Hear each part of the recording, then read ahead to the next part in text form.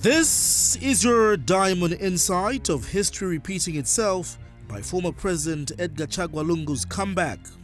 No doubt his announcement of returning to active politics has set off more debate that has not been experienced in many years. But it is his rivalry with Matero Member of Parliament Miles Sampa that somewhat bears the semblance of 2014, when then Mr. Lungu scooped the party presidency amid wrangles in the Patriotic Front following the death of late President Michael Sata. The incidents at Mulungushi's Rock of Authority in Kabwe are still fresh when two main camps clashed. However, it was Mr. Lungu's grouping that carried the day, leaving contenders such as Mr. Miles Sampa gnashing their teeth in defeat and running to the courts. In apparent anger, the Matero lawmaker later ditched the Patriotic Front and formed the UDF. Fast forward, reconciliation led to his return to the former ruling party, where he was elected mayor and member of parliament for Matero.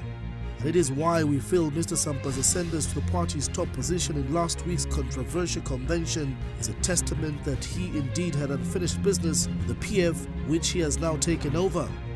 To Mr. Lungu's return to the political arena, many people have raised concerns if his entitlements as a former head of state will not be in conflict with his latest decision.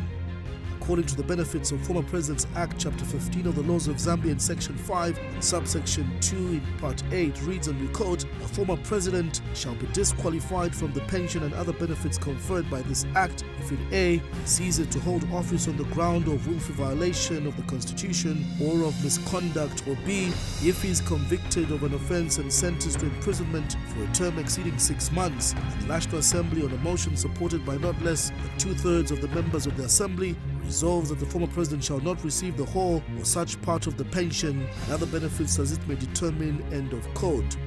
One thing for sure is the Zambian law is full of lacunas that, instead of addressing specific issues, leaves gaps that lead to different interpretation and cause speculation.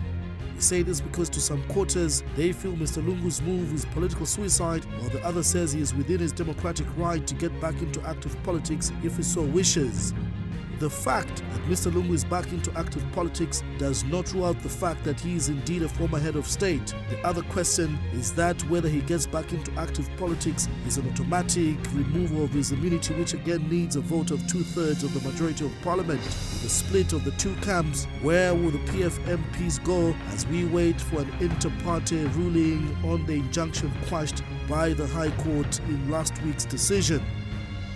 This pans out is subject to expert legal discourse to set out the record straight of what lies beyond the internal PF leadership battle.